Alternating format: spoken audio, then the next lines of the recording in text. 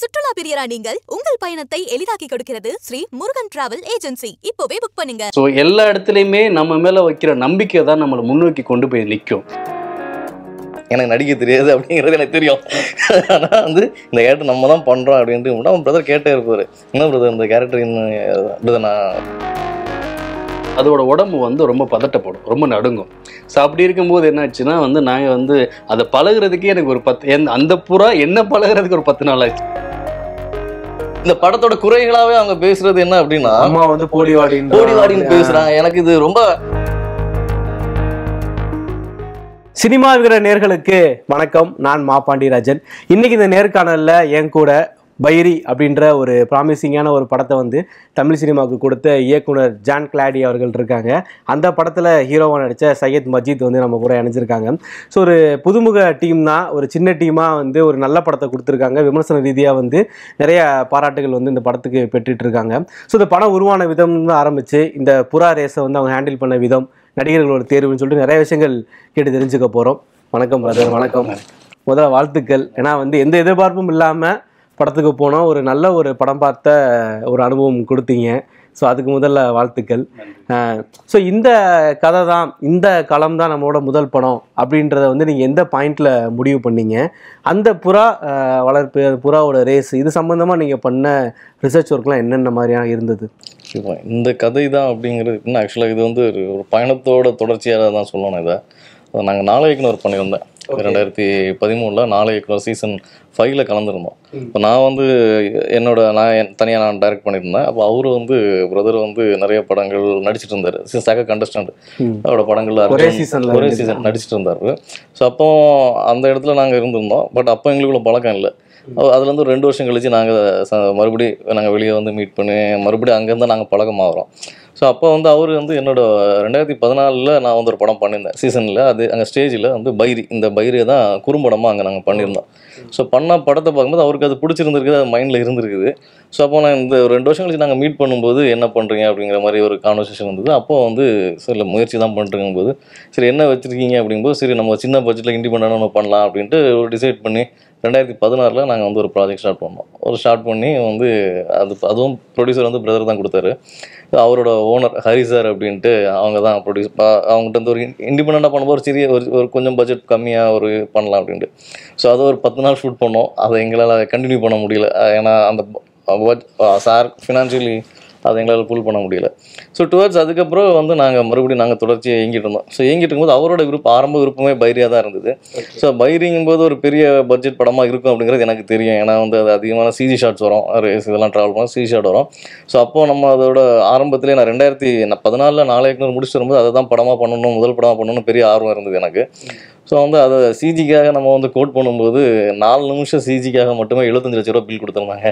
Sir அப்போது வந்து சரி நமக்கு பெரிய ஒர்க் பேக்ரவுண்டும் இல்லை. நம்ம வந்து நிறைய டேரக்டர்ஸ் ஒர்க் பண்ணியிருக்கிறோம். ஸோ ஆனால் வந்து நம்ம ஒரு வலுவான பேக்ரவுண்ட் இல்லை. ஸோ அப்போ இந்த நாளை இயக்குனரோட இதில் தான் நம்ம மூவ் ஆகணும். ஸோ அப்படிங்கிற இடத்துல வந்து இது நமக்கு ஒரு பெரிய பட்ஜெட் கிடைக்கிறது சவாலாக இருக்கும். அதனால தான் அதை கொஞ்சம் தள்ளி வச்சுட்டு இது ஒன்று ஸ்டார்ட் பண்ணோம். மறுபடியும் அதை ஆரம்பிக்க முடியாமல் போன போது மறுபடியும் 2018 பிரதர் வந்து மறுபடியும் இந்த நம்ம டிகே சார் அவங்களை கூப்பிட்டு வந்தாங்க. ஸோ அப்போ வந்து என்னோட எண்ணமும் இதுவாக தான் இருந்தது, பைரியா பண்ணலாம் அப்படிங்கிறதா இருந்தது. அவரோட எண்ணம் கண்டினியூஸாக அதுவாக இருந்தது. ஸோ அப்படி தான் அந்த பைரி ஆரம்பித்தேன். ஏன்னா அப்புறம் அதை எடுக்கிறதுல இருக்கிற ஒரே ஒரு சாதகம் என்ன அப்படின்னா, இது முழுக்க நம்ம என்னோட ஊரோட வாழ்வியல் சம்மந்தப்பட்ட படம். ஏன்னா என்னோட ஊர் அருகுலை அப்படிங்கிற அந்த ஊரில் வந்து என்னோட சைல்டுஹுட்லேருந்து பல தலைமுறையாக வந்து முன்னாடி இப்போ என் மாமா இருக்கிறாங்கன்னா அவங்களோட யங் ஸ்டேஜில் இது ட்ராவல் பண்ணாங்க. ஸோ அதுக்கு முன்னாடி தலைமுறையில் இங்கே வந்து அந்த ஊரோட ட்ரெடிஷனாகவே அது ஒன்று இருக்குது. ஸோ அப்போ நம்ம வந்து அதை ஹேண்டில் பண்ணுறது இப்போ நாங்கள் இந்த படம் நீங்கள் பார்த்தீங்கன்னா நிறைய வந்து அவைலபிள் லொக்கேஷன் ப்ளஸ் தான் நாங்கள் செட்டு மேனேஜ் பண்ணியிருந்தோம். ஸோ வந்து நீங்கள் ஊரோட டாப்பில் கேமரா வச்சிங்கன்னா ஊர் இப்படி தான் வந்து புறா பிறக்கும். ஸோ அப்படி அந்த ஒரு லைவ் ஒரு சப்போர்ட் இருக்கனால நமக்கு அந்த பட்ஜெட் கன்சன்ஸ்லாம் இருக்கும்போது இது நம்ம எளிமையாக வந்து இதை நம்ம கையாண்டு எடுத்துகிட்டு வந்துடலாம் அப்படிங்கிற ஒரு எண்ணத்தோடு ஆரம்பித்த படம் தான் பைரி. அப்போ உங்கள் வீட்லேயே வந்து மேலே செட்டெல்லாம் போட்டு புறாலாம் வளர்த்த ஃபேமிலி தான் நீங்கள்? நான் வளர்க்கல, என்னோட மாமா என்னோட மாமாக்கெல்லாம் 63 64 வயசு ஆயிடுச்சு. அவங்களோட யங் ஸ்டேஜில் வளர்த்தாங்க. அந்த அம்மா கேட்ட சொல்ற மாதிரி தான் உங்க தாத்தால இருந்து அப்பால இருந்து மாமா வரைக்கும் எல்லாம் வளர்த்து அவங்க எல்லாம் வளர்த்துருக்காங்க. ஸோ நீ உங்களோட சின்ன வயசுல இருந்து உங்களை சுத்தி இருந்த வாழ்வியல் இதுதான் அப்படிங்கறனால உங்களுக்கு பெருசா ரிசர்ச் ஒர்க்குன்றது தேவைப்பட்டுச்சா இல்லை இல்ல கண்டிப்பா கண்டிப்பா தேவைப்பட்டுச்சு. தேவைப்பட்டுச்சா? இது சுத்தி இருந்தாலுமே நான் என் லைஃப்ல வந்து ஃபர்ஸ்ட் டைம் புறாவை கையில எடுத்தது வந்து இந்த படத்தோட ரிசர்ச்சுக்காக போன போதுதான். ஆனா அப்போதான் நான் முதல்ல ஒரு புறாவை கையில வாங்குறேன். ஏன்னா வந்து நான் எப்படின்னா அந்த ஊர்ல ஷார்ட் ஃபிலிம் சொல்றீங்களா இல்லை ஷார்ட் ஃபிலிமுக்காக முதல்ல களத்துக்குள்ள போகும்போதுதான் முதல்ல ஒரு புறாவே கையில எடுக்கிறேன். ஏன்னா வந்து நம்ம வந்து பெரிய அளவு வந்து அப்படி ஒய்டா நம்ம ஊருக்குள்ள சுத்துனது அந்த இது இல்லை. நம்ம அப்படி வீட்டிலேயே நம்ம அப்படி இருந்துட்டோம். அந்த மாதிரி வளர்த்துட்டாங்கன்னு சொல்லலாம். ஸோ அதனால வந்து நமக்கு பெரிய இதில் அப்போ படம் இது எடுக்கலாம் அப்படின்னு முடியும். இது குறும்படம் எடுக்கும்போது என்னன்னா நாளைக்கு நூறில் இப்போ ஆக்ஷன் ரவுண்டுன்னு ஒன்று சொல்லியிருந்தாங்க. இந்த இதில் நீங்கள் ஆக்ஷனில் தான் படம் போடணுன்ட்டு. ஸோ அப்போ அதுக்கு வந்து அப்போ ஒரு சம்பவம் ஊரில் நடந்தது அதே டைம். சரி அப்போ இதை எனக்கு வந்து சினிமாவில் வந்தபோதே எனக்கு வந்து நான் வந்து ஒரு ஆடுகளம் படம் வந்து பெரிய இன்ஸ்பிரேஷன் இருந்தது. ஸோ வந்து அந்த அதில் வந்து சேவல் சண்டை இருக்கும் இல்லையா. ஸோ அப்போ அது வந்து நம்ம ஊர்லேயே சின்ன வயசுலேயே பார்த்துட்டு இருக்கோம். எனக்கு ரொம்ப பிகினிங்லேயே அந்த ஒரு தாட் உண்டு. சினிமாவுக்கு வரும்போதே இந்த தாட் உண்டு, இதெல்லாம் யாருமே படமா இதெல்லாம் கொண்டு வந்தால் நல்லா இருக்குமாட்டு. கண்டிப்பா அப்போ இதோட வந்து சேவல் இதை நம்ம ஆடுகளத்தில் நம்ம பார்க்கும்போது ஒரு தைரியம்லாம் இருந்தது. முதல்ல ரொம்ப முன்னாடியே உண்டு இதை நம்ம படமா எடுக்கணும் அப்படின்ட்டு. சரி அப்போ இது வாய்ப்பு கிடைக்கும் போது ரொம்ப சூப்பர், நமக்கு இந்த ஒரு கரெக்டாக ஒரு ஆப்ஷன் அமையுது, பண்ணிடுவோம் இந்த இடத்துல அப்படின்ட்டு ஆரம்பிச்சது தான். அந்த குறும்படத்துக்காக இந்த கதையை முதல்ல எடுத்துருந்தோம். இந்த காஸ்டிங் ஏன்னா வந்து இப்போ இவர் தான் வந்து ஆரம்பத்துலேருந்து பைரியில் இன்வால்வாக இருந்தார் நடிக்கணுன்றாரு. ஸோ ஹீரோவுக்கு இவர் தான் அப்படிங்கிறது முன்னாடி நீங்கள் முடிவு பண்ணி, ஸோ மற்ற கேரக்டர்ஸ்க்கெல்லாம் வந்து அவங்களுக்கான தேர்வு எப்படி நடந்தது?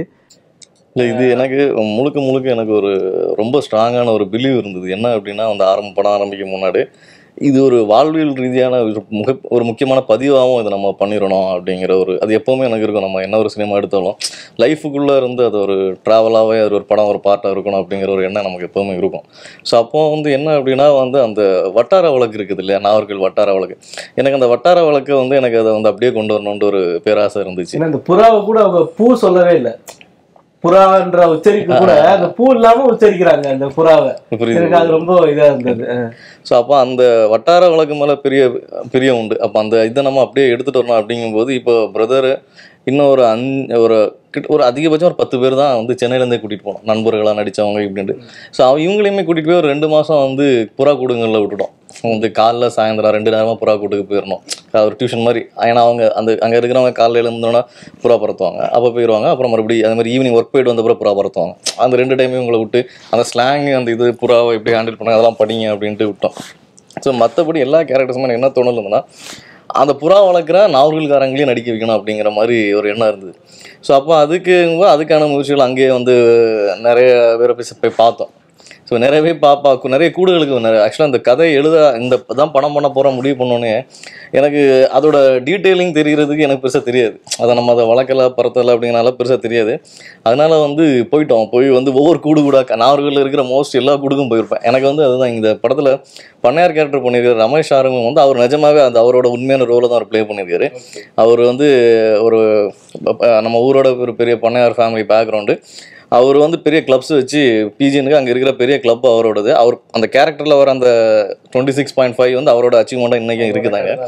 ஸோ வந்து அவங்க அப்படி பண்ணிருப்போம். அவங்ககிட்ட தான் நான் ஃபஸ்ட்டு போய் வந்து இந்த மாதிரினா இதை பண்ணலான்ருக்கிறேன், படமாக பண்ணலான்ருக்கிறேன், நீங்கள் சப்போர்ட் பண்ணுங்கள், எனக்கு இங்கே இதெல்லாம் பண்ணுங்கன்னா அவங்க அப்போ வந்து எங்கே எனக்கு டிஸ்ட்ரிக்டில் ஆக்சுவலாக அவங்களோட இதுதான் நம்ம டிஸ்ட்ரிக்டில் என்ன வேணாலும் நம்ம யார்கிட்ட வேணாலும் நம்ம கான்டாக்ட் பண்ணிக்கலாம் அப்படிங்கிற ஒரு வலிமையான ஒருத்தர் அவர். ஸோ அதனால வந்து அங்கே இருக்கிற அவ்வளோ புறா கூடுக நான் போயிருப்பேன்.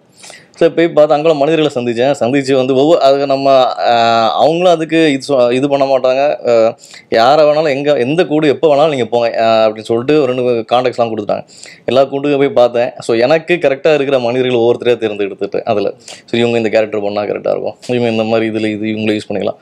ஸோ மோஸ்ட்லி அதில் இருக்கிற அவ்வளோ பேருமே வந்து பிஜிஎம் இதில் நிஜமாகவே கலந்துக்கிறவங்க தான். ஸோ ஏன்னா அவங்ககிட்ட வந்து நடிப்பு வாங்குறது, கேமரா ஃபியர் இதை போக்குறது மட்டும்தான் பிரச்சனை. அதுக்கப்புறம் வந்து நீங்கள் வந்து அதில் நீங்கள் ஜெயிச்சிட்டிங்கன்னா அதுக்கப்புறம் அவங்க அதை ரொம்ப லகுவாக வந்து பண்ணிவிடுவாங்க. ஸோ அந்த ஒரு இதில் தான் வந்து அந்த மனிதர்களையே அவ்வளோ பேரையுமே செலக்ட் பண்ணேன். வில்லனில் இருந்து எனக்கு அமல் கேரக்டர் அப்பா வந்துச்சு, ஒரு ரெஃப்ரீஸ் எல்லாருமே ஒரிஜினல் ரெஃப்ரீஸு, பந்தயக்காரங்க காம்படிஷன் வரவங்க எல்லாருமே உண்மையான பந்தயக்காரங்க. ஸோ அப்படி வந்து முழுக்க அந்த ஒரு அவராவது வந்து ஷார்ட் ஃபிலிம் எடுக்கும்போது புறாவை ஹேண்டில் பண்ணி 2016 பழகிட்டாரு. நீங்கள் நான் வந்து இந்த படத்துக்கு எப்போ நான் வந்து ஸ்டார்ட் பண்ணி போனனோ அப்போ தான் நான் வந்து புறாவே கையில் தொட்டேன். ஆனா அவ்வளோ நேர்த்தியா இருந்துச்சு நீங்க ஹேண்டில் பண்ணது. அந்த புறா இடத்துக்கு உள்ள அந்த கூட்டுக்குள்ள அனுப்புறது அதெல்லாமே அவ்வளோ பார்க்கும் போதே வந்து புறாவோடய வாழ்ற மனுஷன் தான்ற மாதிரியான ஒரு நம்பகத்தன்மையை கொடுத்தது. ஸோ அதுக்காக உங்களோட அந்த ஒர்க் ஷாப் அந்த மெனக்கடல்ல என்னன்னா நாங்கள் ஷூட் ஸ்டார்ட் பண்றதுக்கு ஒரு 3 மாசத்துக்கு முன்னாடி என்ன பண்ணோம்னா ஸ்பாட்டுக்கு போயிட்டோம். அங்கே ஸ்பாட்டுக்கு போயிட்டு அவர் பிரதர் வந்து அங்கே ஒரு ஒர்க் ஷாப் மாதிரி பிளான் பண்ணியிருந்தாரு. ஸோ அதுக்கான விஷயங்கள்லாம் அங்கே பண்ணிட்டு இருந்தோம். அதை தாண்டி வந்து டெய்லி மார்னிங் வந்து ஒரு டியூஷன் மாதிரி வந்து என்ன பண்ணுவோம்னா ஒரு புறா கூடுக்குள்ள போயிடுறேன். காலையில் என்னன்னா எல்லாமே அங்கே வேலைக்கு போவாங்க. ஸோ காலையில் ஒரு 7 மணிலேருந்து 8 மணி வரை 8 இல்லை 9 மணி இந்த மாதிரி டைம் வரைக்கும் அவங்க என்ன புறா கூடு வந்து இற போட்டுட்டு இருப்பாங்க. அந்த டைம் ஸ்பெண்ட் பண்ணுவாங்க. அவங்க விடிய காலம் எந்திரிச்ச உடனே அவங்க கூட்டுக்கு தான் போயிடுவாங்க. அங்கே முருகண்ணன் ஒருத்தர் இருக்காரு, அவரோட கூடு இருக்கு. அந்த கூடுக்கு டெய்லி ரெகுலராக அது அந்த அப்புறம் அந்த லீடு பண்ணிடல அந்த என்னோட வீடு இருந்தது இல்லையா படத்தில், அந்த வீடு வந்து முருகண்ணா அப்படிங்கிற ஒருத்தரோட வீடு. அந்த கூடு அவரோட கூடு தான் அது. அங்கே டெய்லி போயிடுவார். ஏன்னா அங்கே தான் ஷூட் பண்ண போகிறோங்கிறது அங்கே முடிவாயிட்டதுனால அதை நான் பழகிக்கணும்னு சொல்லிட்டு அந்த புறாக்களோட அதுதான் அங்கே உள்ள லைவான புறாக்கள். ஸோ அது கூட நம்ம மிங்கிள் ஆகணுங்க. ஏன்னா புறா வந்து எப்பயுமே பிடிக்கும் போது ஃபஸ்ட்டு டக்குன்னு வந்து வராது. நம்ம புதுசாக ஒருத்தர் நின்னோம்னா மொத்தமாக கூட்டமாக இருந்ததுன்னா என்ன பண்ணணும்னா அந்த சகஜமாக வந்து நிற்காது பக்கத்தில், அதெல்லாம் ஒதுங்கி போய் நின்றோம். அப்புறம் பிடிச்சோன்னா கூட கை நடுங்கும். அதுக்கு அதோட உடம்பு வந்து ரொம்ப பதட்டப்படும், ரொம்ப நடுங்கும். ஸோ அப்படி இருக்கும்போது என்ன ஆச்சுன்னா வந்து நாங்கள் வந்து அதை பழகுறதுக்கே எனக்கு ஒரு 10 அந்த புறா என்ன பழகுறதுக்கு ஒரு 10 நாள் ஆச்சு. அதுக்கு ஒரு டைம். ஆமாம், அதுக்கப்புறம் மிங்கிள் ஆச்சு. அதுக்கப்புறம் நல்லா ஃப்ரீ ஆயிடுச்சு. அவங்க எப்படி ஒரு புறா எப்படி பிடிப்பாங்க, எவ்வளோ ஹேண்ட்லிங் பண்ணுவாங்க, அது இது எப்படி கண்ணை எப்படி பார்ப்பாங்க, அது இதை வச்சு எப்படி பார்ப்பாங்க, என்னென்ன விஷயங்கள்லாம் எப்படி ப்ராக்டிஸ் பண்ணுவாங்கிறது அவங்க கிட்ட இருந்து தான் கற்றுக்கிட்டேன். அந்த உடல் மொழி எல்லாமே அந்த ஊரில் இருக்க எல்லா கூட்டுக்குமே போயிட்டேன். கிட்டத்தட்ட ஒரு 10 வீட்டுக்கு ஒரு 6 வீடு 7 வீடு 8 வீடு கிட்ட கூடு இருக்கும். அதில் சுற்றி ஒவ்வொருத்தவங்க உடல் மொழி எடுத்துக்கிட்டேன். இப்போ பிரதர் வந்து ஒரு கேரக்டரைசேஷனாக ஒருத்தர் சொல்லியிருந்தாரு. ஸோ அவரோட மூடு எனக்கு பார்க்கும்போது அவர் அண்டர்ஸ்டாண்ட் ஆச்சு. ஸோ இந்த கேரக்டர் இப்படி தான் இருப்பான், ஒரு மாதிரி ரகடாக டெம்ப்டாக இருப்பான், ஒரு மாதிரி மேன்லியாக இருப்பான் அப்படிங்கிறது தான் அவர் சொன்ன மூடு அது.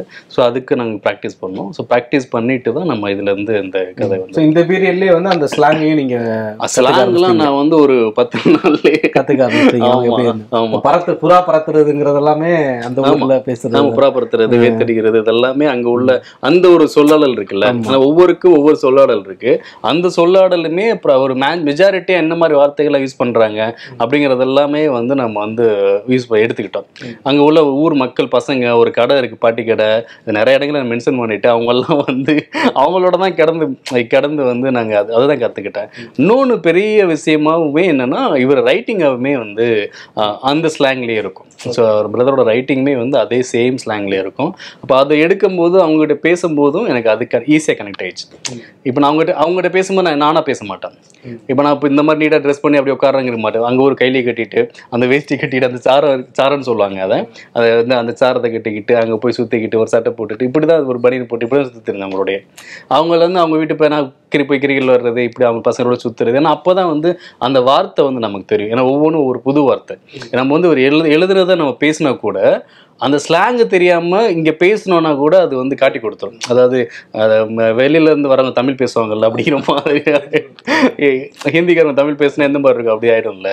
ஸோ அதனால அந்த மூடை பழகுறதுக்கு எனக்கு ஒரு 10 நாள் டைம் எடுத்துக்கிட்டேன். அதில் நல்ல ப்ராக்டிஸ் ஆயிடுச்சு. ஏன்னா வந்து நான் இன்ட்ரோவில் சொல்லும் போதே வந்து ஜான் கிளாடி அதே மாதிரி சையத் மஜீத்னு எனக்கு வரல, அமல் லிங்கம் அப்படின்ற மாதிரி தான் அந்த மாதிரி தான் எங்களுக்கு ஞாபகம் இருக்குன்றதுக்கு வந்து நீங்கள் சொல்கிற காரணம் அந்த புதுமுகத்துக்கு போகிறதுன்றது ஒரு ரீசன் வச்சுக்கிட்டாலுமே ப்ரொமோஷனுக்கு அப்படிங்கிற மாதிரி மற்ற கேரக்டர்ஸுக்காவது நம்ம வந்து வழக்கமான படங்களில் நடிக்கிற இப்போ பேசியிருந்த மாதிரி இளவரசு சாராக இருக்கட்டும், அதே மாதிரி இல்லை வந்து பொன்வனன் சார், இல்லை இந்த மாதிரி யாராவது ஒருத்தவங்க தெரிஞ்ச முகமாக யாராவது ஒருத்தவங்க இருந்தாங்க, ஆடுகள் மறையன் சார், இந்த மாதிரி இருந்தாங்கன்னா ப்ரொமோஷனுக்கு யூஸ் ஆகும், போஸ்டர்ஸில் தெரிஞ்ச முகங்கள் இருக்குங்கிற மாதிரியான ஒரு அந்த கான்சியஸ் உங்களுக்கு இருந்ததா, இல்லை அந்த இது வேண்டாம் நம்ம ரிஸ்க் எடுத்துருவோங்கிற மாதிரி தான் முடிவு பண்ணீங்க? ஆக்சுவலாக என்னன்னா இதுக்கு பதில் வந்து நீங்கள் வரும்போது நீங்கள் என்று சொன்னீங்க, அதுலேயே பதில் வந்து என்னன்னா எனக்கு பயங்கர கான்ஃபிடென்ட் உண்டு. அது இப்போ ரொம்ப ஸ்ட்ராங்காக இருக்கும். என்னன்னா வந்து நம்ம வந்து கொண்டு வந்துட முடியும், யாரையும் வந்து நம்மளால் வந்து ஒரு ரைட்டிங் பண்ணி ஒரு கேரக்டர்ஸ் எழுதிட முடியும், அவங்கள அதே மாதிரி நம்ம வந்து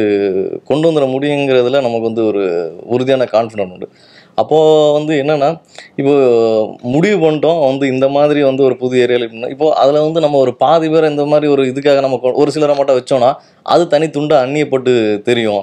ஒன்று போனால் எல்லா ஆர்டிஸ்டையும் அந்த மாதிரி மாற்றி அந்த மாதிரி போனோம். இப்போ இல்லை புதுசாக ஒரு சிலரை மட்டும் வச்சுக்கிட்டு இவங்கள வச்சோன்னா அது ஒரு டாமினேட்டிங் இதுவாகவும் அது தனித்து விலகி நிற்கும். ஸோ அதனால உறுதியாக வந்து யாருமே வேண்டாம் ஆர்டிஸ்ட் அப்படிங்கிறதுல உறுதியாக இருந்து தான் அந்த நம்ம மேலே அந்த ஒரு செல்ஃப் கான்ஃபிடென்ட் அந்த இதில் வேண்டாம் அப்படின்ட்டு நம்ம புதுமங்களே போயிடலாம். ஸோ அதே மாதிரி நீங்க அப்பா அம்மாவோட போய் படம் பார்த்துட்டு வெளியே வந்து பைக் கொடுத்தது பார்க்கும்போது ரொம்பவே எமோஷனலா இருந்தது. அம்மா பேசுனது வந்து நான் விட்டு அழுதுருவேன் அப்படின்ற மாதிரி அவங்க சொன்னதெல்லாம் வந்து ரொம்ப எமோஷனலா இருந்தது. ஸோ அவங்க கூட படம் பார்த்த அந்த 2.5 மணி நேரம் இந்த 3 மணி நேரம் அப்படின்றது எப்படி இருந்தது? ஏன்னா அம்மா வந்து உங்களோட ரொம்ப நாள் ஸ்ட்ரகிள ஸ்க்ரீன்ல பாக்குறாங்கன்னும் போது எப்படி இருந்தது? அதான் என்னோடது வந்து ரொம்ப ரொம்ப சாதாரணமான ஒரு குடும்பம் தான். அது ஒரு பேக்கிங்காக இருக்கட்டும் எல்லாமே வந்து நான் வீட்டுக்கு மூத்த பையன். எனக்கு வந்து 3 தங்கச்சி 2 தம்பி இருக்காங்க. எல்லா ரெஸ்பான்சிபிலிட்டியுமே என்கிட்ட தான் இருந்தது. ஸோ நம்ம அவங்க எல்லாத்தையும் படிக்க வைக்கிறதுலேருந்து அவங்களுக்கு கல்யாணம் பண்ணி கொடுக்குறது எல்லா ரெஸ்பான்சிபிலிட்டி என்கிட்ட தான் இருந்தது. அது எல்லாத்தையுமே நம்ம சரியாக பண்ணிட்டு தான் இருந்தோம். ஸோ அப்போ அந்த இடத்துல வந்து அம்மா அதுக்காக எங்களை வளர்க்குறதுக்காக அம்மா ஒரு கஷ்டப்பட்டாங்கல்ல, அவங்களோட கஷ்டம்லாம் நீங்கள் வந்து சொல்லி மாலாதுங்கிற மாதிரி தான். அது இந்த வேர்ல்டு பெஸ்ட் மதர்ன்னு சொன்னால் என்னோட அம்மா தான் சொல்லுவேன். நான் வந்து அம்மா பையன். ஆனால் அம்மாவை என்றைக்குமே விட்டு கொடுக்க மாட்டேன். நான் முழுக்க அம்மா பையன். நான் அவங்க கஷ்டத்தை வந்து சின்ன வயசுலேருந்தே பார்த்துருக்கேன். பயங்கரமாக எங்களுக்காக அவங்க லைஃப்பை சாக்ரிஃபைஸ் பண்ணிக்கிட்டாங்க மொத்தமாகவே. ஸோ அந்த தருணத்தில் எங்கள் மொத்த டீமோட எங்கள் அம்மா வந்து பார்க்கும்போது நான் வந்து அம்மா பக்கத்தில் உட்காந்து பார்க்கவே இல்லை. ஏன்னா நான் வந்து இந்த அம்மா என்றைக்குமே நான் வந்து படத்தில் வந்து அம்மாவை திட்டிக்கிட்டே இருப்பேன். ஆமாம் திட்டிகிட்டு இருப்போம். அது ஆனால் எங்கள் அம்மா சொல்லுங்கம்மா அப்படிங்கிறதுக்கு வந்து நான் மறு வார்த்தை பேசுனது இல்லை. அம்மா வந்து ஒரு வார்த்தை கூட ஏறெடுத்து பேசுகிற மாதிரி ஆள் கேரக்டர் நிஜமா அந்த மாதிரி ஆள் இல்லை. ஸோ ரொம்ப எமோஷனலான ஆள் தான் நான். ஆக்சுவலாக அந்த இடத்துல நான் பின்னாடி அம்மா பார்த்துட்டு இருந்தேன். ஒவ்வொரு சீன் பார்க்கும்போது இந்த சீன் அம்மா அழுதுட்டு இருப்பாங்க. எனக்கு அப்படி தான் தோணிக்கிட்டே இருந்துச்சு. இந்த சீன் நான் அடி வாங்குற சீன் தான் போச்சு. அம்மா என் பையன் இவ்வளோ கஷ்டப்படுறப்ப நான் அழுதுட்டு உட்காந்துருக்க போகிறாங்க அப்படின்னு தான் தோணுச்சு எனக்கு. ஆனால் வெளியில் வரும்போது எனக்குமே லைட்டாக ஒரு மாதிரி எமோஷனலாக கண்ணுக்கலை. எனக்கு ஒரு மாதிரி இது வரைக்கும் எந்த ஒரு விஷயத்துக்குமே வந்து அழுகிற ஆள் கிடையாது. நான் ரொம்ப எப்பயுமே பிரதருக்கு தெரியும் எதாக இருந்தாலும் பார்த்துக்கலாம் அப்படிங்கிற மாதிரியான ஒரு இடத்துல தான் ரொம்ப ஸ்ட்ராங்காக தான் நான் இருப்பேன். பார்த்துக்கலாம் அப்படிங்கிற இடத்துல தான் இருப்பேன். பட் அந்த மொமெண்ட் வந்து எனக்கு அவங்க சொல்லும் போது நான் சிரிச்சிட்டு இருந்தேன். நான் என் கண்ணு பயங்கரமாக கலங்கி இருந்தது. அவ்வளோ அழுகையாக இருந்தது எனக்கு. ஏன்னா இந்த இடத்துக்காக நான் எவ்வளோ கஷ்டப்பட்டுட்டு இருக்கேன், எத்தனை நாள் நைட்டு தூக்கம் இல்லாமல் இருந்திருக்கேன், எவ்வளோ பிரச்சனைகள் சந்திச்சுட்டு இருந்திருக்கோம் அப்படிங்கிறது எல்லாமே அவங்க கண் கூட பார்த்துருக்கேன். எனக்கு வீட்டுக்கு போவோம் ஒரு மாதிரி உருன்னு இருப்போம், ஒரு மாதிரி ஃப்ரீனஸ் இல்லாமல் இருந்திருப்போம். அதெல்லாமே அவங்க தான் பார்த்துட்டே இருந்தாங்க. இந்த இடத்துல அவ்வளோ மீடியாஸ் அவ்வளோ பேர் நம்மளை பாராட்டும் போது, அவ்வளோ பேர் உண்மையாக பாராட்டும் போது, அது எங்கள் அம்மா முன்னாடி நடக்கும்போது எனக்கு அது வந்து ஒரு பெரிய வந்து ஒரு அது இல்லாமல் அவங்களை முன்னிறுத்தணுங்கிறது எனக்கு ரொம்ப பெரிய ஆசையாக இருந்தது. ஏன்னா அவங்க தான் என்னை தாங்கி பிடிச்சிட்டே இருக்காங்க. எல்லா சுச்சுவேஷன்லையும் என்னை எங்கள் அம்மா தான் தாங்கி பிடிச்சிட்டே இருக்காங்க. எதுனாலும் அவங்க கிட்டத்தட்ட ஒரு சின்ன வயசுலலாம் நீ வந்து எனக்கு படிக்க ரொம்ப ஆசை, நான் என்னோட இந்த சினிமா வரணும்னு ஆசை, நான் டான்ஸ் பண்ண ஒரு ஸ்டேஜ் டான்ஸர் ஆக்சுவலாக ஸ்கூல் டைமில். நீ இதை பண்ணாத அப்படி ரெஸ்ட்ரிக்ஷன் ரொம்ப கஷ்டமான சுச்சுவேஷனில் சொந்தக்காரங்க எல்லாமே சொல்லியிருந்தாங்க, நீ போயிட்டு உன் பையன் இவ்வளோ பெரிய பையனா வளர்ந்துட்டான்ல, நீ அவனை போய் ஏதாவது ஒரு வேலைக்கு சேர்த்து விடுவான். ஏன்னா வீட்டுக்கு மூத்த பையன், அடுத்தது சின்ன கஷ்டம் குறையுமே, கஷ்டம் குறையும். அங்கே போய் 100 ரூபா சம்பாரிச்சா அவனுக்கு இது தானே கிடைக்கும்ல அப்படின்னு சொல்லுவோம். இல்லை என் பையன் வந்து ஏதாவது ஒன்று பண்ணுவான் அப்படின்னு எங்கள் அம்மா நம்பினாங்க. அந்த நம்பிக்கை தான் இன்னைக்கு இந்த இடத்துல வந்து நிற்கிறேன். ஸோ எல்லா இடத்துலையுமே நம்ம மேலே வைக்கிற நம்பிக்கை தான் நம்மளை முன்னோக்கி கொண்டு போய் நிற்கும். ஸோ எங்கள் அம்மாவோட முதல் நம்பிக்கை தான் நான் இந்த இடத்துல என்னோட ஃப்ரீயாக நான் ஒரு பொறுப்பான பையனை வந்து எனக்கான ஒரு கனவுலையே நான் நிற்கிறதுக்கு முக்கிய காரணம் எங்கள் அம்மா, அப்புறம் எங்கள் பாட்டி, என் அம்மாவோட அம்மா. இந்த ரெண்டு பெண்கள் தான் என்னை வந்து வாழ்க்கையை நீ போ நான் பின்னாடி நிற்கிறேன்னு சொல்லி என்னை முன்னோக்கி விட்டுறது அவங்க 2 பேர் தான். சூப்பர், ரொம்ப அழகாகவே சொன்னீங்க. அதே மாதிரி நீங்கள் நடிக்கணும் அப்படிங்கிற அந்த ஐடியா இல்லை இந்த கேரக்டர், அதாவது அமல் அப்படின்ற கேரக்டர் நீங்கள் பண்ணணுங்கிற தாட் எப்போ வந்தது? அது யார்ட்டையா டிஸ்கஸ் பண்ணி இந்த முடிவு எடுத்தீங்களா? எப்படி அந்த முடிவு எடுத்தீங்க? இல்லை அதான் இது வந்து அது ஒரு முழுக்க அந்த சொல்லுவாங்க சில இடத்துல விபத்து அப்படின்லாம் சொல்லுவாங்கல்ல. சும்மா அது ஒரு டக்குன்னு ஒரு தாட்டில் தோணுச்சுது. ஒரு தாட்டில் தோணுனா எனக்கு ஒரு ஆனால் நான் இப்போ தாட்டில் தோணுன உடனே வந்து அப்போ பிரதர் கேட்டே இருப்பார், இப்போ அந்த கேரக்டர் யாருன்ட்டு. ஆக்சுவலாக நாங்கள் ஒரே ஒருத்தர் மட்டும் ஃபஸ்ட்டு ஒருத்தர் ஃபிக்ஸ் பண்ணோம். அவர் பண்ணலன்ட்டார். பண்ணலன்னு சொல்லிட்டு அப்புறம் செகண்ட் ஆப்ஷனாக வந்து நான் யாருமே பார்க்கல. அவர் பண்ணலன்னு சொன்னேன். அதை நான் பிற்பாடு நான் எப்போயாவது தான் சொல்கிறேன் அதுக்கான காரணத்தை. அந்த அப்போ அவர் பண்ணலை அப்படின்னு சொன்ன உடனே வந்து அதுக்கான அவர் பண்ணலன்னு சொன்ன காரணம் இருக்குல்ல, அது எனக்கு ஒரு பயங்கர வேல்யூபிளான ஹூக்காக இருந்துச்சு. ஸோ நான் அதை நான் மனசுக்குள்ள பதிஞ்சுக்கிட்டு வந்து இந்த கேரக்டர் நம்ம பண்ணணும் அப்படின்ட்டு. இல்லை அது இப்போ வேண்டாம், இல்லை அது ஒரு கேரக்டர் ஒரு விஷயம். அப்போ அதை நம்ம வந்து இந்த கேரக்டர் நம்ம பண்ணுறோம், எனக்கு நடிக்க தெரியாது அப்படிங்கிறது எனக்கு தெரியும். ஆனால் வந்து இந்த கேரக்டர் நம்ம தான் பண்ணுறோம் அப்படின்ட்டு அவன் பிரதர் கேட்டே இருப்பார், என்ன பிரதர் இந்த கேரக்டர் இன்னும் நான் ஒரு ஐடியா இருக்குது இப்போ நான் சொல்கிறேன் வந்துட்டு. அப்போ சொல்கிறேன் எனக்கு ஒரு பயங்கர தயக்கம். ஏன்னா வந்து ப்ரொடக்ஷன் அவர் தான் கவனிச்சிட்டு இருந்தார். ப்ரொடக்ஷன் அவர் தான் கண்டுபிடிச்சி எந்த முடிவுனாலும் அவர் தான் எடுக்கணும். போது சரி அப்படின்ட்டு ஒரு நாள் ரிப்போர்ட் கார்டு வந்து சைன் பண்ணுறது கையில் ரொம்ப நாளாக வச்சுட்டு மார்க் கம்மியாக இருந்தாச்சுன்னா வந்து அப்புறம் ஒரு நாள் கொண்டு கொடுப்போம்ல, சரி மனசில் இருந்து சரி அப்புறம் ஒரு நாள் ஜிம்முக்கு வந்திருந்தார். அப்போ நாங்களும் அந்த 2 பேரும் ஒரு இதுதான் போய் வந்தோம். அப்போ என்னோட இயல்பு வந்து எப்பவுமே கொஞ்சம் வெயிட்டாக இருக்கிறது தான். ஆக்சுவலாக படத்தில் இருக்கிறது குறைச்சிது, அதான் படத்துலயும் இங்கே ரொம்ப வித்தியாசமா படத்துல இருக்கிறது குறைச்சது. என்னோட இயல்பு வந்து இப்படிதான், இதுதான் என்னோட உடம்பு, கொஞ்சம் வண்ணமான உடம்பு தான் இது. அப்போ அவர்கிட்ட அந்த ஜிம்ல கூடுறது நம்ம தனியா பேசும்போது மாடியில் கூட எனக்கு வந்து 2 பேர் தான் எனக்கு தேவைப்பட்டாங்க. நான் சஜஷன் உனக்கு உத்தரவு தரதுக்கு ஒருத்தர், அதுக்கப்புறம் அதை தர்றது அவரு தான். ஸோ அப்புறம் மாடியில் போய் அவர்கிட்ட கேட்டேன், வந்து எனக்கு வந்து கேட்டு நான் பண்ணலான்னு நினைக்கிறேன், நீங்கள் நினைக்கிறேன். அப்போ வழக்கமாக ஆக்சுவலாக அவர் ஒரு ஒன்றும் சொல்ல வந்து சொன்னார், போது நீங்கள் ஹேண்டில் பண்ணிடுறீங்களா, பண்ணி டைரக்ட் பண்ணிடுறீங்களா, பண்ணிக்கிறேன் போது. அப்போது சரி அப்படின்னா பண்ணுங்க, அவ்வளோதான். அந்த அது ஒரு கடுமையான ஒரு விஷயங்களோ இல்லை வேண்டாம் சொன்னால் அது நடந்திருக்கு. அவர் சொன்ன உடனே வந்து சரி நீங்கள் உங்களால் ஹேண்டில் பண்ண முடியும்னா பண்ணுங்க அப்படின்ட்டாரு. ஸோ அதுக்கப்புறம் வந்து அப்போ அவர் உத்தரவு கொடுத்தாச்சு, ஒத்துக்கலைச்சாச்சு. அதுக்கப்புறம் எனக்கு வந்து கேமராமேன், எனக்கு வந்து வசந்த் அவர் தான் கேமரா. அவர் நமக்கு நம்ம இன்னைக்கு வரைக்கும் வசந்த் அண்ணா அப்படி தான் கூப்பிடுறது. ஏன்னா அவர் வந்து நம்ம நாளைக்கு ஒரு ஷார்ட் அவர் தான் நம்ம இந்த இடத்துக்கு வர நம்ம வந்து அவருக்கு அவர் சொல்கிற மாதிரி பேக்கிங் தான் நமக்கும். பொருளாதார பெரிய பின்பலம்லாம் கிடையாது. அப்படி சினிமான்னு வந்துட்டோம். அப்புறம் நண்பர்களோட உதவிகள் தான். அதில் நமக்கு பெரிய பேக்கிங் கொடுத்தவர் அவர் வசந்த் அண்ணா. ஏன்னா ஷார்ட் ஃபிலிம்ஸ் பண்ணும்போது முதல் படம் அப்படி வீட்டில் கடன்லாம் வாங்கி எடுத்து முதல் ஷார்ட் ஃபிலிம் பண்ணதுக்கு அடுத்து என்ன பண்ணுறது அப்படின்னு தெரியாது. இப்போ அதில் ஒருத்தர் முக்கியமான அவர், நான் கேமரா எடுத்துகிட்டு வரேன்டா, லென்ஸ் எடுத்துகிட்டு வரேன், ஃபஸ்ட்டு ஷார்ட் ஃபிலிம் அவர் தான் பண்ணி கொடுத்தாரு. நீ எதாவது பண்ணு, நம்ம அப்படி சின்ன பட்ஜெட்டில் பண்ணிடலாம் அப்படின்ட்டு என்னோட எல்லா குறும்படங்களுக்கும் கேமரா, லென்ஸு, அப்புறம் சாப்பாடு, இதெல்லாம் எதுனாலும் அவர் ஒரு பெரிய பேக்கிங்கு. ஸோ அப்போ அவர் ஏன்னா நம்ம சொல்லிட்டாப்புல ஓகே பண்ணுங்கண்டா, அப்புறம் நமக்கு ஒத்துழைப்பு தர வேண்டியது கேமராமேன். அவரோட அவர் என்ன சொல்கிறாருங்கிற எனக்கு ஒரு பயங்கர இதாக இருந்தது. அதான் அவர்கிட்ட போய் பேசினேன், ஆனால் அந்த மாதிரி அந்த கேரக்டர் நான் பண்ணலான் இருக்கேன். ஆனால் அவருக்கு பயங்கர ஷாக்கு. ஏன்னா நான் வந்து நார்மலாகவே பொதுவாக இப்போ அவருக்கு எனக்குமே ஒரு 10 வருஷத்துக்கு மேலே இப்போ வரைக்குமே வந்து அவருன்னு இல்லை, இப்போ இவர் பிரதருமே சரி, பிரதர் கூடயே வந்து ஒரு 8 வருஷம் பழக்கம், கேமராமேன் அவரோட வந்து ஒரு 11 வருஷம் பழக்கம். ஆனால் அந்த ஒர்க்கு தாண்டி நாங்கள் இன்னைக்கு வரைக்கும் பேசினதே கிடையாது. இப்போ அவர்கிட்டையும் சரி ஏதாவது வேலை இருந்தால், ஆனால் இந்த மாதிரி ஏதோ அதுதான் அது மாதிரி இவர்கிட்ட பிரதர்கிட்ட தான் நம்ம அவ்வளோவா பேசாத இயல்பு. அதில் வந்து அவர்கிட்ட போய் மாடலில் சொன்னால், ஆனால் இந்த மாதிரி நான் இந்த கேட்டு போனேன்னா அவருக்கு பயங்கர ஷாக், என்னடா சொல்கிறேன் அப்படின்ட்டு. இல்லை அவர்கிட்ட கேட்டேன்னா அவர் பண்ணுன்னு சொல்லிட்டாப்புல, பண்ணுங்கன்னு சொல்லிட்டாப்புல, போட்டோம். சரி ஓகேடா, உங்கள் ஒத்துழைப்பு தேவை அப்படின்னா. ஸோ அவரும் வந்து உடனே இல்லை நீ பண்ணுறா, நான் பார்த்துக்கிறேன், சப்போர்ட் பண்ணிக்கிறேன் அப்படின்னாப்புல.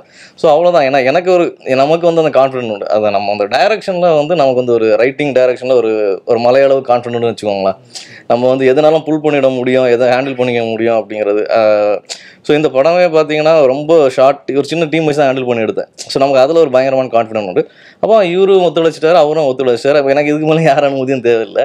ஸோ அப்படிங்கிற இடத்துல அதுதான் நடந்துச்சு. அதனால நம்ம அதை எடுத்துட்டோம். நம்ம துறை வந்து இயக்கம் தான். ஸோ நம்ம இது ஒரு எதிர்பாராத ஒரு காரணத்தில் நடந்தது, அதை பயன்படுத்தி அவங்க ஒத்துழைச்சனால அதை நமக்கு நடந்தது.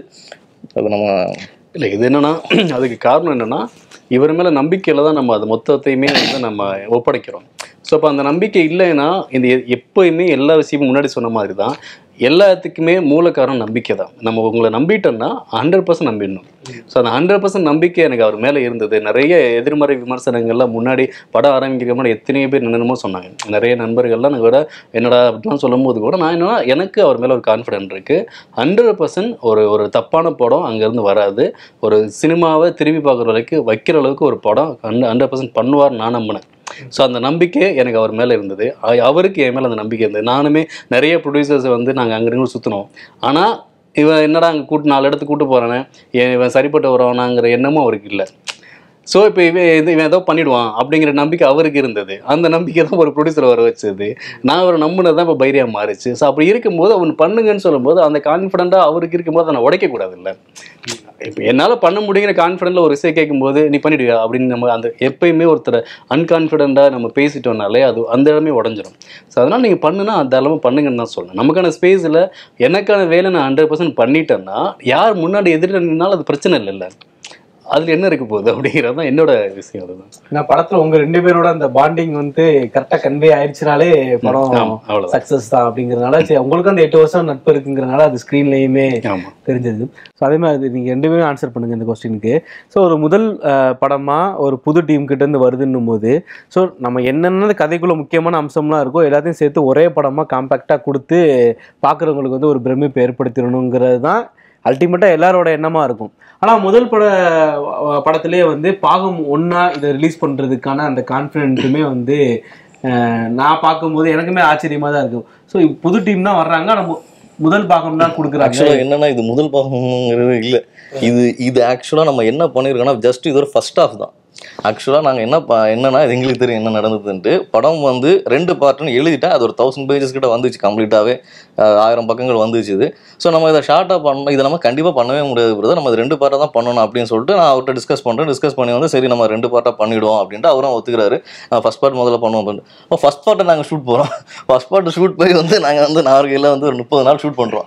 30 நாளாக ஷூட்டு வந்து முடிச்சுட்டு பார்த்தா வந்து அப்போ வரைக்கும் ஷூட் நம்ம கண்ட்ரோல்லே தான் இருக்குது. ஆக்சுவலாக பார்த்தா ஃபுட்டேஜ் வந்து இன்னும் நிறைய இருக்குது. என்ன வந்து நம்ம அதுக்கப்புறம் உட்காந்து நம்ம இந்த கால்குலேட் பண்ணோம்னா இல்லை இதையே நம்ம பண்ணோம்னா மாட்டிக்குவோம் அப்படின்ட்டு அவர்கிட்ட நான் உட்காந்து டிஸ்கஸ் பண்ணி பிரதர் ஃபர்ஸ்ட் ஹாஃபை மட்டும்தான் எடுக்க முடியும்.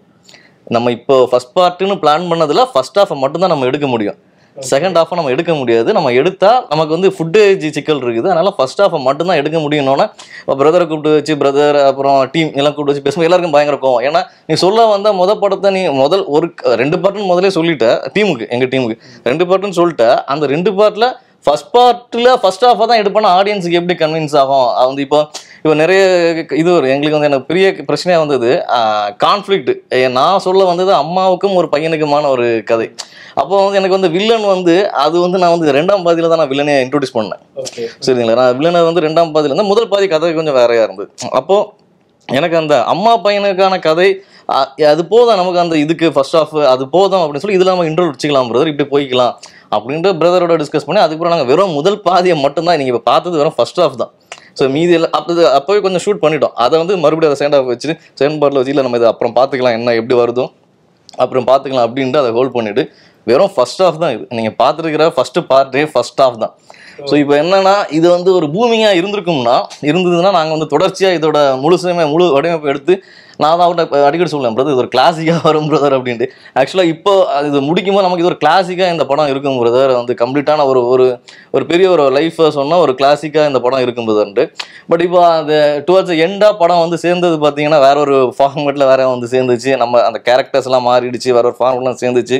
ஸோ இன்னைக்கு படமாக வந்து ஆடியன்ஸ் வந்து பயங்கர ஒரு ரிவ்யூவர்ஸ் இவங்ககிட்ட ஒரு பெரிய இது இருக்குது. ஆனால் வந்து ஃபுட்ஃபால் வந்து ரொம்ப ஒரு பின்னடைவில் தான் இருக்குது. இப்போ தான் ஒரு 5ஆவது நாள் அதுலேயுமே இந்த தியேட்டர்ஸை தக்க வைக்கிறது ஒரு போராட்டம் அதுலேயே இருக்கிறோம். தியேட்டர்ஸ் இருக்குமா போயிடுமா ஒவ்வொருத்தட்டியாக பேசுகிறோம். அதை ஒரு பிற்பாடு இன்டர்வியூஸ்லாம் நம்ம எதாவது கலந்துக்குமா நம்ம சொல்லலாம் வந்து என்னெல்லாம் அந்த போராடுறோம் தியேட்டர்ஸில் ஷோஸை ஹோல்ட் பண்ணுறதுக்கு எவ்வளோ பெரிய போராட்டம் பண்ணிட்டு இருக்கிறோம் ஆடியன்ஸோட ஃபுட்பாலை ஹோல்ட் பண்ணுறதுக்குன்ட்டு. ஸோ இதோட முயற்சிகள் இதோட ஒரு வெற்றி நல்லா இருந்ததுன்னா இது தொடர்ச்சியான ஒரு விஷயமா இந்த படம் வந்து நிற்கும். அது எப்படி இனி அது இயற்கை கையில் தான் அது இருக்குன்னு நம்புறேன். அது பைரி படத்தை பொறுத்த வரைக்கும் அந்த ரிவ்யூவர்ஸோட இன்டர்வியூஸ் இந்த விமர்சனங்களை எனக்கு ஒரு இது என்னன்னா இது ஒரு பகுதி வாழ்வியலோட அதில் அப்போது அந்த வாழ்வியல் கூட அங்கே இப்போ மனிதர்கள் இருக்கிறாங்கல்ல அவங்களோட இயல்புன்னு ஒன்று இருக்குது இல்லையா. இப்போ நீங்கள் ஒரு அடையாறில் ஒரு அப்பர் கிளாஸ் ஒரு பெரிய ஒரு மாடி வீட்டில் இருக்கிற ஒருத்தரோட ஒரு பேச்சு வழக்குக்கும் இங்கே நீங்கள் ஒரு கிரவுண்டில் நான் வந்து ஒரு ஊருக்குள்ளே நம்ம வந்து இப்போ உங்களுக்கு ஒரு சின்ன எக்ஸாம்பிள் சொல்கிறேன்னா உங்களுக்கு ஒரு மனித குணத்துக்கே ஒரு கோவம் வந்துடும். என்னன்னா ஒரு டைட்டான ஒரு இடத்துல வாழ்கிறோம், வந்து எல்லா விதமான நெருக்கடியில் இருப்போம், சும்மா எதுக்கு எடுத்தாலுமே எரிஞ்சு பேசுகிற ஒரு இது இருக்குல்ல. அதில் அந்த தாய் கேரக்டர் பார்த்தீங்கன்னா அவர் அந்த கேரக்டரும் சொல்லுவான் 3 தலைமுறையாக நம்ம வசன ரீதியாக தான் சொல்லியிருக்கோம். புறா பந்தயத்தில் வாழ்க்கை சீல் இருக்கும்போது தன் பையன் அப்படி வரக்கூடாதுன்னா நீங்கள் அந்த சைடு பார்த்தீங்கன்னு வச்சுக்கோங்களேன். இப்போ அந்த ஊரோட கேரக்டர்ஸ் படி உங்களுக்கு இன்னொரு படம் சொல்லணும்னா இப்போ மாவீரன் படத்தோட இயக்குனர் நாகர்கோவில் தான். அவரோட கேரக்டர் அந்த மாவீரன் படத்தோட ஒரு அம்மா கேரக்டர் இருப்பாங்க பார்த்தீங்களா. ஸோ நிஜமாவே அந்த atmosphere most of the womens அந்த அவங்க இப்படி தான் இருப்பாங்க. உமன்ஸோட கேரக்டர்ஸ் இப்படியே தான் இருக்கும். அவரோட இதில் பார்த்தீங்கன்னா அது அப்படியே தான் இருக்கும். ஸோ அவர் படத்தில் வந்து அந்த ஒரு கதாபாத்திரமோட அப்படி பண்ணியிருப்பாரு. நான் வந்து எல்லா கதாபாத்திரங்களுமே அந்த ஒரு இதில் நான் வடிவமைச்சிருப்பேன். இன்னொரு விஷயம்னா இது வந்து இல்லை ரொம்ப லவுட் என்ன சொல்லுகிறேன், நான் ரொம்ப லவுடாக இருக்குது படம், இது பண்ணுறாங்க, கத்திட்டே இருக்கிறாங்க அப்படிங்கிற மாதிரி எல்லா ரிவ்யூவர்ஸுமே குறிப்பிட்டிருந்தாங்க. ஸோ என்னன்னா அதோட நாம அந்த புறா வந்து அவங்க அந்த ஒரு வளர்க்குறத அவங்க ஒரு வேர்த்து இறக்கிறத ஒரு நாள் பார்த்தா போகும். அவங்களோட ஒரு நாள் அவங்க ஸ்பெண்ட் பார்த்துட்டாங்கன்னா இப்போ அதுதான் இப்போ அந்த ரிவ்யூஸ் கூட என்ன சொல்கிறாங்கன்னா நீங்கள் சினிமாவுக்குன்னு வரும்போது அந்த ஒரு ஃபார்முலா இருக்குது இல்லை, ஒரு கிராமர் இப்போ ஒரு மேக்கிங்க்கு ஒரு கிராமர் இருக்கிற மாதிரி இதுக்குன்னு ஒரு ஃபார்முலா இருக்குதுல்ல. நான் என்ன எதிர்பார்க்குறேன் அப்படின்னா வந்து ஒரு இது எல்லாமே யாரோ ஒருத்தர் உருவாக்குனது தானே. இந்த ஒரு வழியா இது இப்படி போவோம் பண்ணுவோம் இப்படி தான் இப்படி தான் இருக்கணும். ஹீரோ கதாபாத்திரம் ஏன் நெகட்டிவ் ஷேடோட இருக்கக்கூடாதுன்னு ஒன்று இயல்பு மனிதர்கள் நம்ம அப்படி தானே எல்லாமே இருக்குது. ஒருத்தன் ஒன்று இதாச்சுன்னா நமக்கு ஒரு மனசுக்குள்ளே ஒன்று இருக்கும் ஒரு இதெல்லாம் இருக்குது இல்லை. ஸோ அதுதான் நம்ம வந்து இது பண்ணோன்ட்டு நம்ம இது அதை ரிவ்யூஸ் எல்லாமே வந்து எனக்கு வந்து அவரோட கதாபாத்திரம் வந்து இன்னும் நல்லா வடிவமைச்சிருக்கலாம், இன்னும் நல்லா வந்து அது வந்து லவுடாக இருக்குது, அம்மாவும் பையனை எப்பவும் சத்தம் போட்டு இருக்கேன் அவன் படிக்கும்போது பயங்கர வருத்தமா இருக்கு. நீங்க வந்து ஒரு நாள் வந்து அந்த ஊருக்குள்ள வாங்க, அந்த வாழ்வியல வெளியே வந்து பாருங்க. எட்டி வாட்டி போட்டின்னு பேசுறது இருக்குல்ல, அந்த எட்டி வாட்டி போட்டி எல்லாமே நார்மலா இப்போ ஒரு ஒய்ஃப் பேசுனா எங்கடி போற நார்மலா போனா அப்படிதாங்க. இப்போ எங்க அம்மா இப்போ சில நேரம் வந்து எங்க இப்போ நானும் எங்க அம்மா வீட்டுக்கு விட்டுவேனா ஏதாவது ஒரு இது ரொம்ப நேரமா வரலன்னா என்ன டே நீ பண்ணுங்க எங்க டே போன நீ அந்த டே போடுவேன். அது வந்து நான் இந்த என்னோட ஜெனரேஷன்ல அந்த டீ வந்து டேயா மாறிடுச்சு. நானும் எங்க ஃபேமிலி நாங்கள் யார் பேசினாலுமே அந்த டேயா மாத்திக்கிட்டோம். டேயா அது எங்களை ஆனா இன்னைக்கு வரைக்கும் அவங்க அந்த அந்த ஊரோட வாழ்ந்து இன்னும் இருக்கிறவங்க நம்ம வெளியே வந்தனால சொல்றேன் அவங்க வாழ்ந்துட்டு இருக்காங்க. அவங்க வந்து எட்டி வாட்டி போட்டி இப்படிதான் பேசுவாங்க. அப்ப அது இவங்களுக்கு ரொம்ப ஹார்டா போயிடுது. ஸோ இந்த படத்தோட குறைகளாவே அவங்க பேசுறது என்ன அப்படின்னா அம்மா வந்து போடிவாடின்னு பேசுறாங்க. எனக்கு இது ரொம்ப இல்ல நான் அந்த மாதிரி இதெல்லாம் அது இயல்பான ஒரு இதுல தான் அதை பேச வச்சிருக்கேன் அப்படிங்கும்போது அது செட் ஆகல. ரொம்ப லவுடா இருக்குது, கதாபாத்திரங்கள் கத்திக்கிட்டே இருக்கிறாங்க, ஹீரோ கேரக்டர்ஸ் இந்த மாதிரி அந்த ரிவ்யூவர்ஸோட இதை வந்து அது நான் என்ன சொல்றேன்னா அந்த நம்ம எந்த பகுதியை எங்க உள்ள இதை நம்ம காட்டுறோமோ அதை அவங்க கொஞ்சம் ஒரு அந்த பார்வையில அவங்க பார்க்கணும்னு எதிர்பார்க்கிறேன். நான் இப்போ இதே வந்து கேரக்டர்ஸை நான் ஒரு அப்பர் கிளாஸ் இருக்கிறவங்களும் நான் பதிவு பண்ண முடியாது, அவங்கள நான் இப்படி படைக்க முடியாது. அது அப்படின்னா நான் என்னோட தவறா இருக்கும். அதே மாதிரி இப்போ நீங்களுமே வந்து இப்போ 2016 நாளை இயக்குனர்ல இருந்து நீங்க இப்போ ஒரு 7-8 வருஷமா ட்ரை பண்ணிட்டு இருக்கீங்க. 7-8 வருஷம் இல்லை 2008ல இருந்து அப்பல இருந்தே நீங்க ட்ரை பண்ணிட்டு இருக்கீங்க. ஸோ வேற படங்கள்ல நீங்க இது மாதிரி நடிச்சிருக்கீங்களா? நிறைய படங்களை சின்ன சின்னதா போயிட்டு அட்மாஸ்பியரா போய் நின்றுருக்கேன், சின்ன சின்ன கேரக்டர்ஸ் போய் நின்றுருக்கேன். அது எல்லாமே என்னன்னா ஒரு சினிமா லேர்ன் பண்ணிக்கணும் அப்படிங்கிறது தான். இன்னொரு பெரிய விஷயம் என்னன்னா எனக்கான வாய்ப்பை வந்து எனக்கு லீடா பண்ணணுங்கிறது ரொம்ப பெரிய கனவு. நான் நிறைய நண்பர்கள் வந்து டைரக்டரா இருக்காங்க, ஆனா கூட ஒரு லீடா நான் வந்து லான்ச் ஆகணுங்கிறதுக்காக தான் நான் முயற்சி பண்ணிக்கிட்டே இருந்தேன். தேட்டர்ல ப்ளே பண்ணேன், கூத்துப்பட்ட இது எல்லாத்தையுமே ஜெயராம் அருண்மொழி மாஸ்டர் 2 பேர் அவங்கள்ட்டெல்லாம் ப்ளே பண்ணேன். அதுக்கப்புறம் வந்து எனக்கு ஒரு ஆக்டரா நான் வந்து பயங்கரமாக எஸ்டாப்ளிஷ் ஆனால் எனக்கான கதைக்களத்தில் போய் நிற்கணுங்கிறது தான் நான் டிசைட் பண்ணேன். ஸோ அங்கே ஒரு 8 வருஷத்துக்கு முன்னாடி பார்த்து தான் பைரி. ஸோ அங்கேருந்து 2 பேர் பயணித்தோம். இந்த படம் இந்த கதை இது எனக்கான உடல் மொழியில் என்ன லான்ச் பண்ணுறதுக்கு கரெக்டாக இருக்குங்கிற ஒரு கான்ஃபிடன்ஸ் அங்கே கிரியேட் ஆச்சு. ஸோ அங்கேருந்து ஸ்டார்ட் பண்ணி தான் இப்போ இந்த இடத்துக்கு வந்து பைரியாக வந்து நிற்கிது ஆக்சுவலாக. ரொம்ப நன்றி பிரதர். ஸோ இவ்வளோ நேரம் ஒதுக்கி பல விஷயங்கள் ஷேர் பண்ணிக்கிட்டீங்க. ஸோ உங்களோட அடுத்தடுத்த படங்கள் உங்களோட அடுத்தடுத்த பயணங்கள்லாம் வந்து வெற்றிகரமாக அமையன்னு சொல்லிட்டு வீரன் சார்பாக வாழ்த்துக்கள் தெரிவிச்சுக்கிறேன். ரொம்ப நன்றி, thank you so much. So Vikatan மாதிரியான ஒரு டிவியில் நாங்கள் 2 பேரும் வந்து வர்றதுங்கிறது எங்களுக்கு பெருமை, ரொம்ப சந்தோஷம் எங்களுக்கு. அது தேங்க்யூ தேங்க்யூ. சுற்றுலா பிரியரா நீங்கள் உங்கள் பயணத்தை எளிதாக்க ஒரு சீக்ரெட். ஸ்ரீ முருகன் டிராவல் ஏஜென்சில உள்நாடு வெளிநாடுன்னு நினைச்ச இடத்துக்கு பிடிச்சவங்களோட போக இப்போவே புக் பண்ணுங்க. Sri Murugan travel agency.